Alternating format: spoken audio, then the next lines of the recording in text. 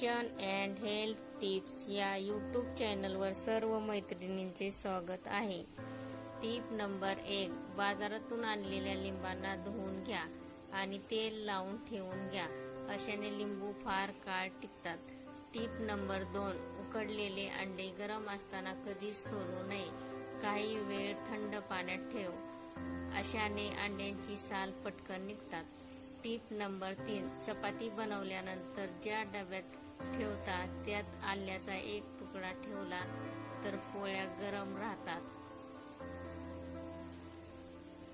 असेच व्हिडिओ पाहण्यासाठी चॅनलला लाईक, शेअर, सबस्क्राईब